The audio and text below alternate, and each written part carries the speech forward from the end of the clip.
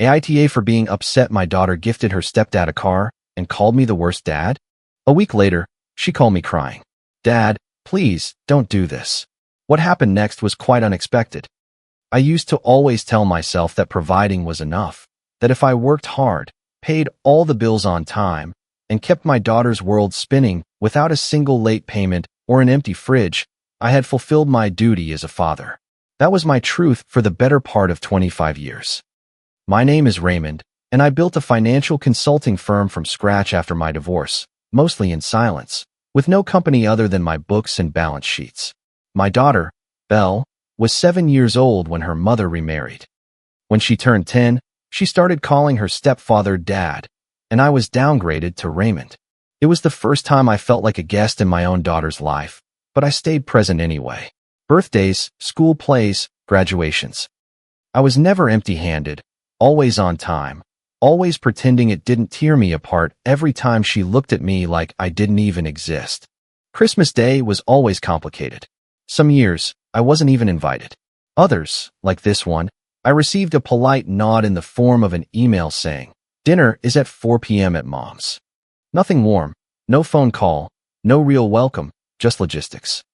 But I still showed up, wearing the same dark wool coat that she once said made me look like a detective, that used to make her laugh. Now, she didn't even look up when I walked into the house. It smelled of cinnamon and fresh bread, but the tension was sharp and unspoken. Belle was in the center of the living room, practically glowing, holding a keychain in a small black box. Everyone was already gathered. Her mother, her stepfather Gerald, some friends, even Gerald's niece, who somehow received a better welcome than I did. "Gerald," she said in a bright voice, "you have always been the man who was there.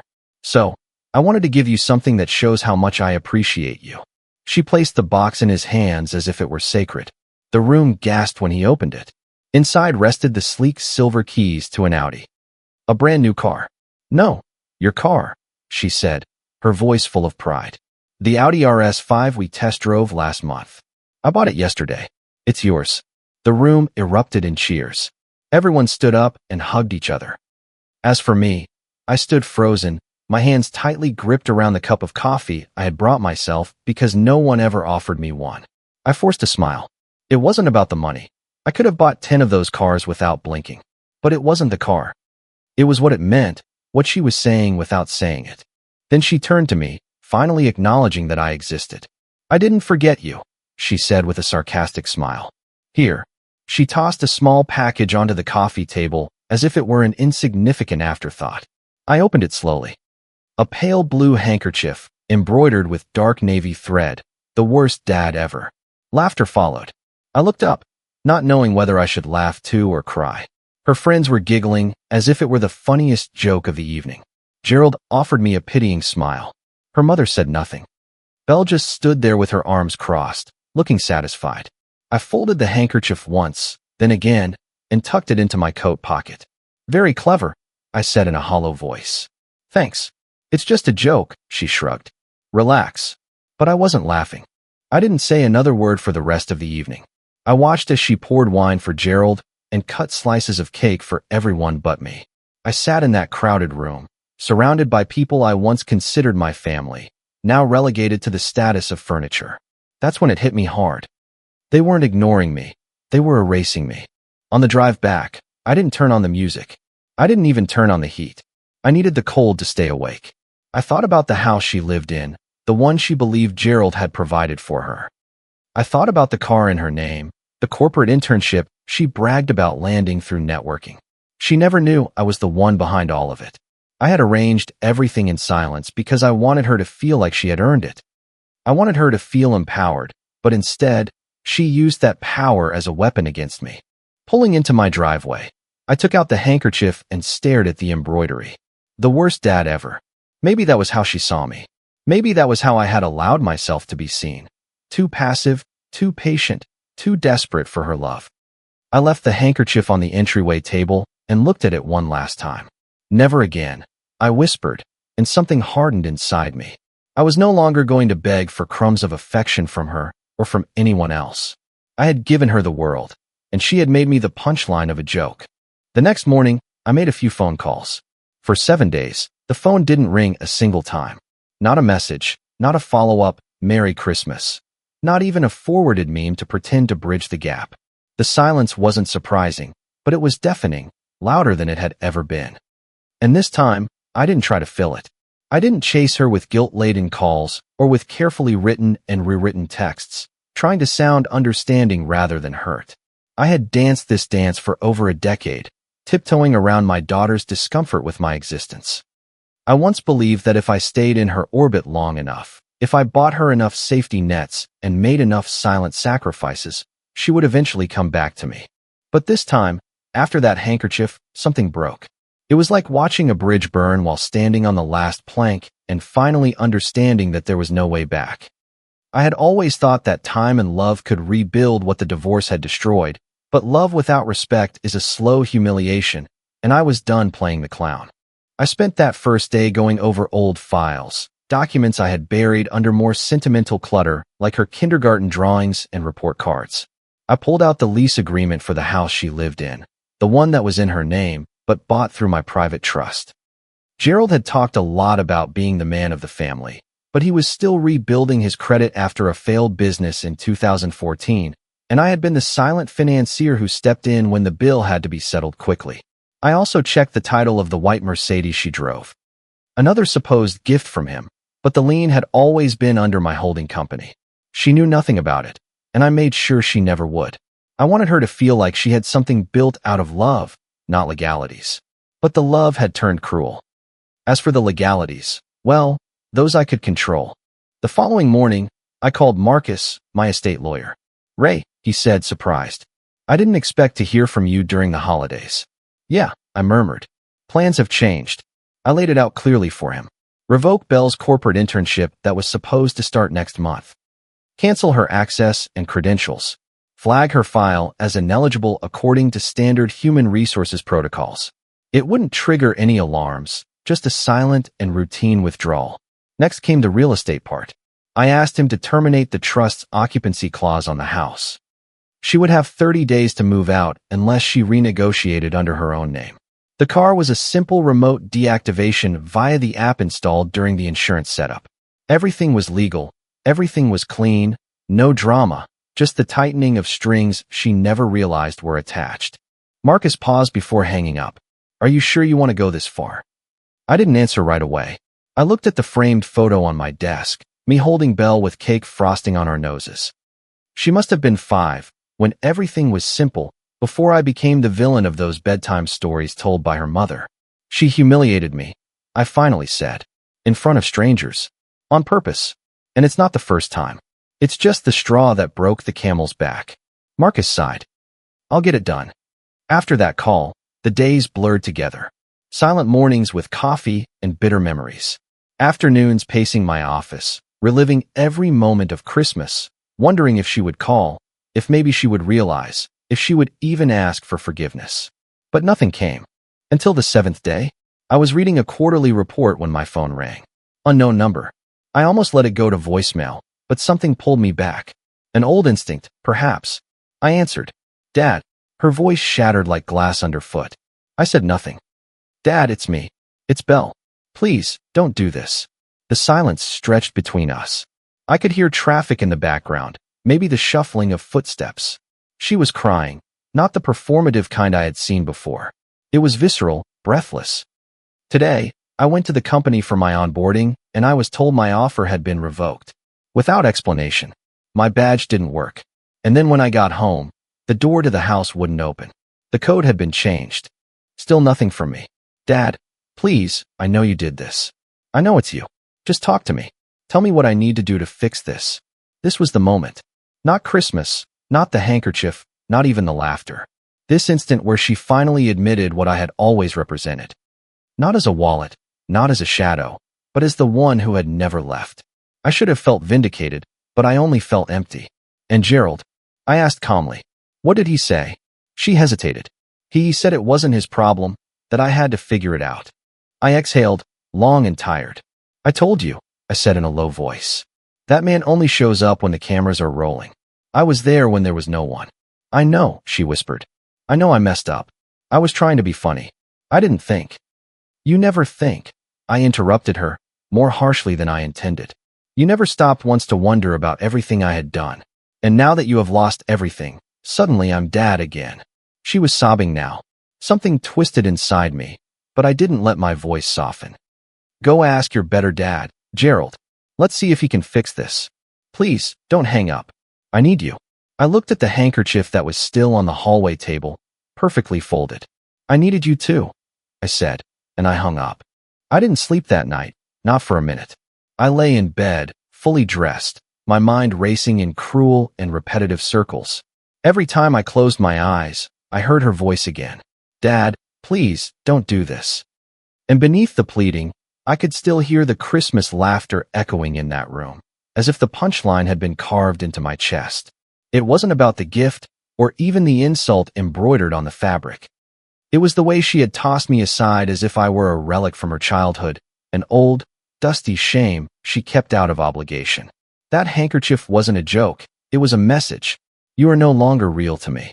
But suddenly, now that her life was falling apart, I had value again. Now, stripped of comfort and convenience, she remembered who kept the lights on behind the curtain. And the truth is, I wasn't angry when she called. No, I was truly tired. Tired of having to prove that I deserved the love of my own daughter. The next morning, I made coffee just to hold the heat in my hands. I didn't drink it. I stood in the kitchen, watching the winter light slide across the tiles, wondering how long it would take for the next call to come. It didn't take long. At 9:15, she was back, this time from her real number. Dad, she said quickly, as if she wanted to outrun her own shame. Can we talk in person, please? I'll come over, just. Don't hang up. Don't hang up.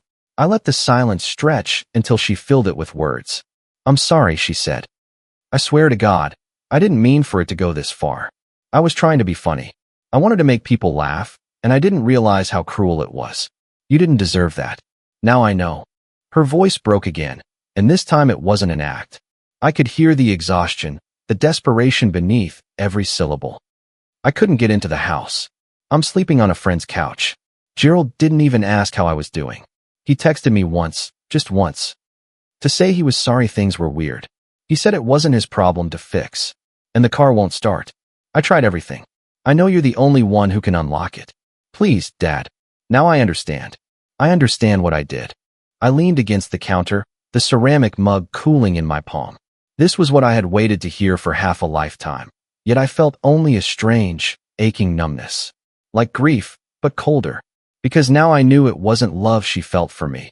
It was need, utility. I was the emergency glass to break in a crisis. I spoke slowly, deliberately. You know, I spent years just waiting for you to go back to calling me Dad. Not because you needed something, but because you wanted to. I do, she said quickly, in a small voice. It's just that I didn't know how. Everything Mom said about you colored everything else for so long. I guess I didn't want to look past it. Convenient, I said. You didn't want to look past it until you lost the house, the car, and the job. I know how it looks, but I swear it's not just about the stuff. There was a pause, then she added, more quietly, it's about you. I miss you. I want to fix this. Her voice broke there, as if she didn't know how far she could go. And for a second, I saw her again, the 5-year-old girl who fell asleep on my chest watching cartoons, her tiny fingers curled around the collar of my shirt, the teenager who rolled her eyes but still called me when she ran out of gas. The young woman who stood at her college graduation thanking everyone except me, who spent years erasing me and now wanted a rewrite. I'm not stopping you from fixing anything, I said, making sure to keep my tone firm. You're just going to have to do it without a safety net. What does that mean? It means you're going to have to find a job on your own, rent a place on your own, and learn what it's like to live without someone always catching you. That's what adults do. So this is a punishment. No, I said. These are boundaries. She exhaled sharply, as if she had been slapped. I don't have anyone else, she said. Maybe you should think about why that is, I replied. The silence on the other end was deafening. She didn't argue. She didn't insult or cry louder. She simply stayed quiet. I'll figure it out, she muttered at the end. Thanks for nothing. Before I could answer, she hung up. I didn't move for a long time after that. The coffee was cold, my legs felt heavy. I knew what I had done. I hadn't just closed the door, I had locked it. And it wasn't easy. Every bone in my body ached to run after her, to undo all of this, to fix what was broken. But I also knew that if I did, nothing would ever change. She would go back to calling Gerald Dad as soon as her bank account was full. She would tell herself that this was just another phase of my bitterness, not the final stage of my broken heart. So, I stood there, motionless and resolute, letting the pain solidify in my chest like concrete. Later that evening, a friend of mine, John, a retired police officer I played poker with every other Friday, dropped by to return a book he had borrowed. He noticed the tension in my shoulders before I even said a word. "You okay, Ray?" he asked. I nodded, but I didn't lie. "No," I said, "but I'm doing what needs to be done." He tilted his head thoughtfully. "Tough love." "No," I said again. "Just love without lies." He nodded, understanding more than I had hoped. "You're not the bad guy, Ray," he said softly. Sometimes being the good guy means being the villain in someone else's story. And maybe that was true. Maybe I was finally stepping into the role she had assigned me, the worst dad in the world. But if that was what it took to force her to grow up, for her to finally see me as something other than a punching bag in a suit, then so be it. The first wave didn't come from Belle. It came from her mother, sharp and venomous, right on cue. I was slicing an apple when the call came in, and I don't know why I answered. Maybe I wanted to hear the words out loud. Maybe I needed to know if she still had that same fire after all these years, even if it was still aimed straight at my chest. "What the hell did you do?" she spat. No hello, no pause. "Belle is a wreck. She's sleeping at a friend's place. She can't get into her own house, and she told me you turned off her car." I took my time chewing. "It's not her house. It's legally mine. And that car was leased through my company. She owned nothing. Are you really going to humiliate your own daughter over a stupid joke?" I could hear the whine in her voice. Mid-morning, too early for reason. The same bitter blade she had wielded at every court hearing and co-parenting meeting. "No," I said calmly. "I did it because she has treated me like a ghost for years, and I finally stopped haunting. You're punishing her for resenting you. How ironic. You were never there emotionally, Ray. You just threw money at everything and hoped it would buy love." I didn't raise my voice.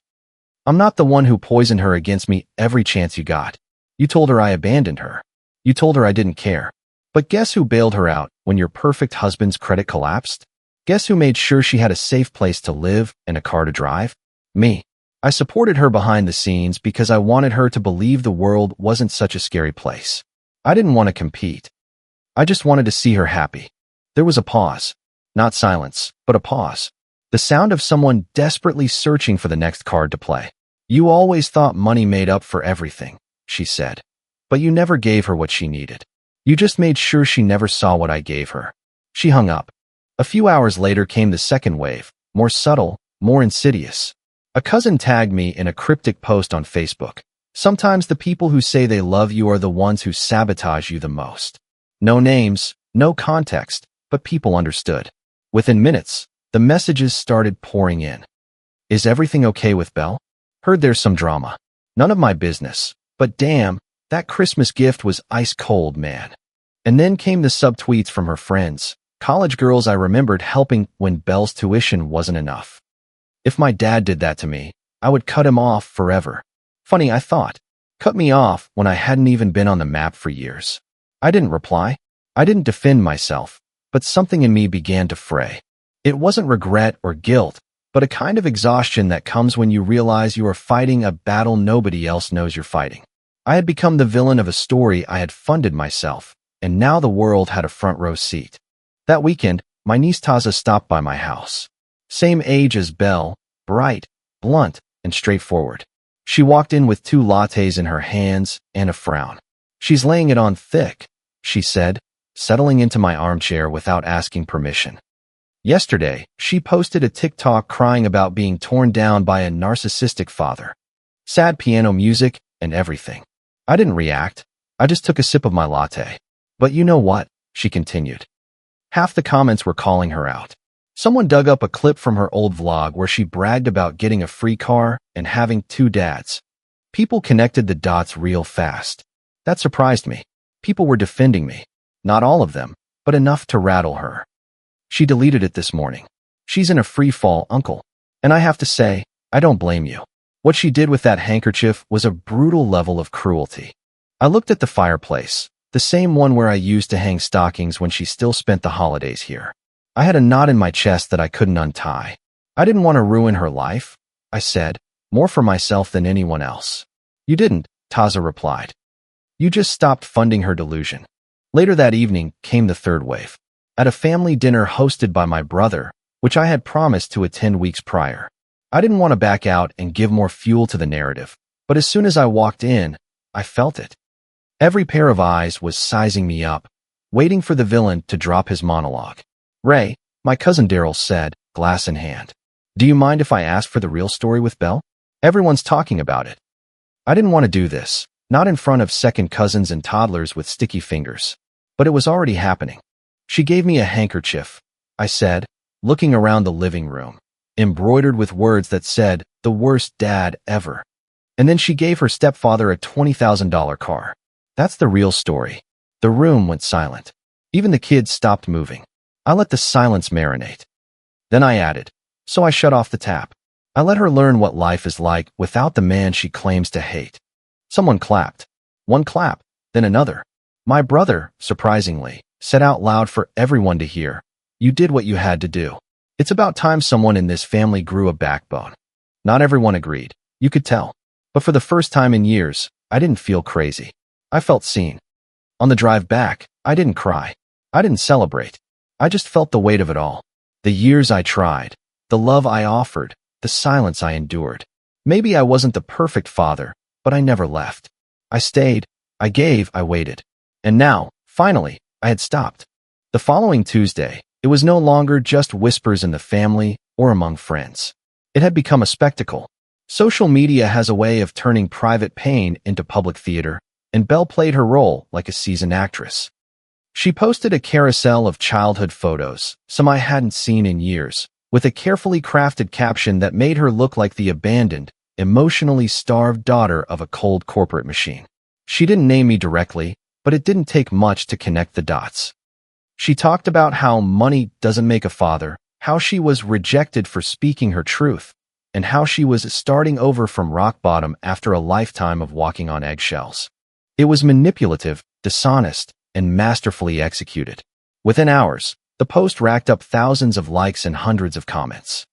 Strangers offering sympathy, high school friends tagging themselves in disbelief, and a few influencers weighing in with simplistic statements like, healing means cutting off even blood if it's toxic. I sat at my desk watching the numbers climb. My name wasn't trending, but in our small town, I had become the cautionary tale of the week. A walking headline. I didn't reply, not yet, but then came the part that broke something in me. Not the post itself, but the call from my assistant, Carla, the next morning. Ray, she said carefully, we have a situation. One of our junior analysts shared Belle's post on her stories. HR flagged it. It's spreading around the office.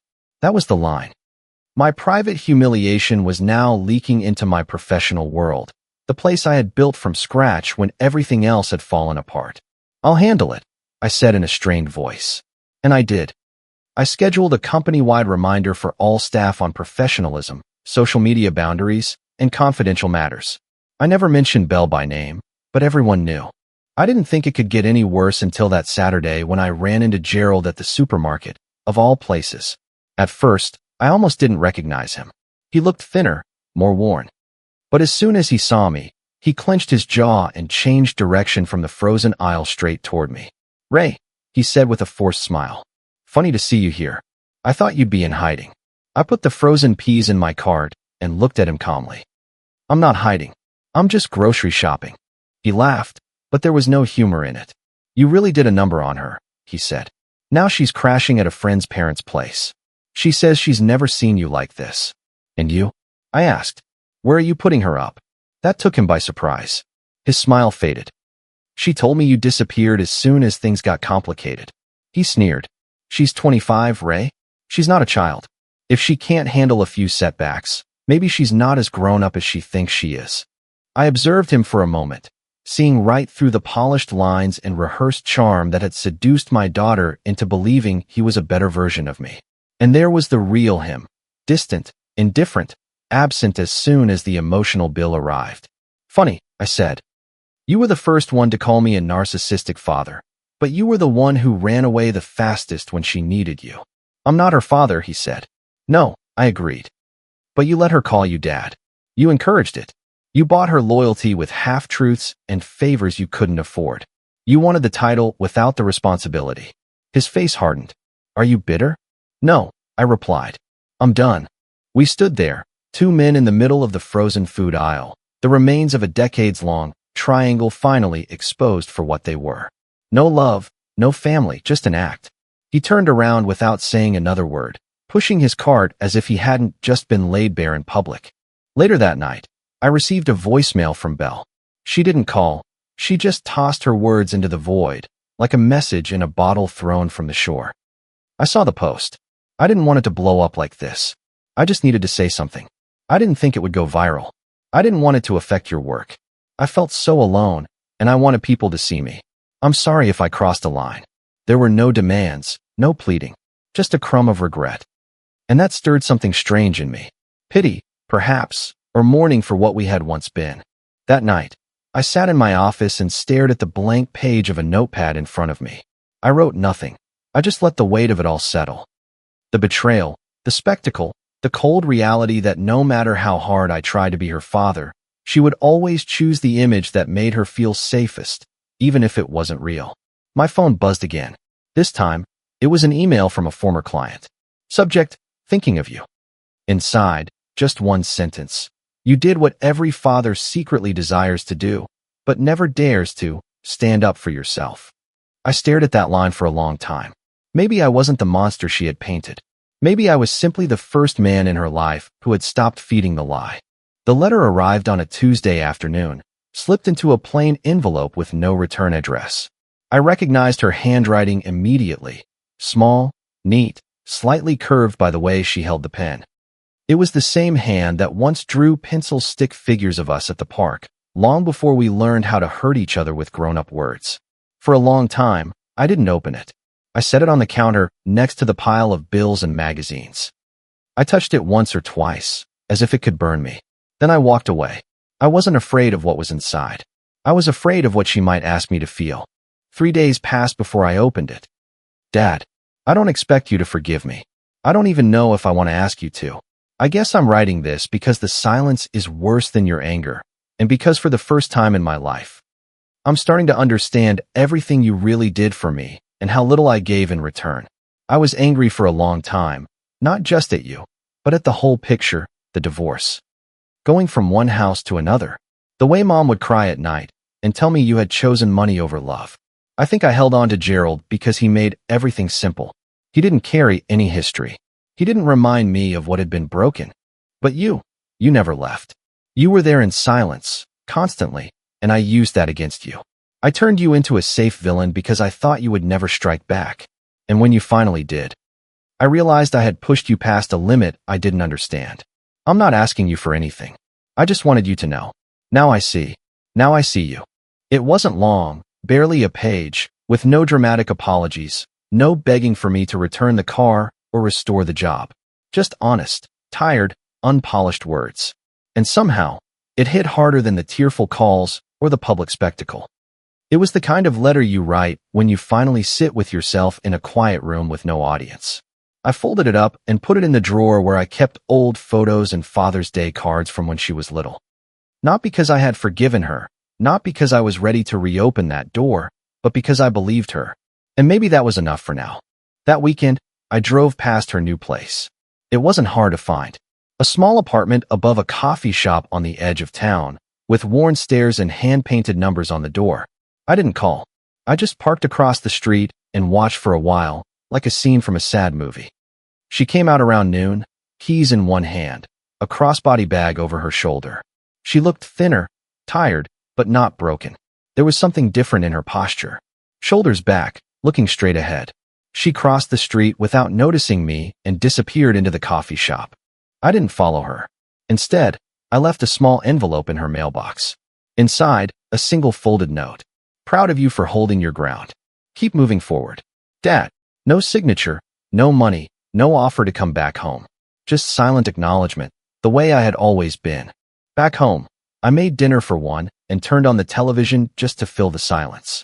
I wasn't alone, not the way I used to be. I missed her, yes, but I no longer thirsted for her approval. At some point, between that handkerchief and that letter, something shifted.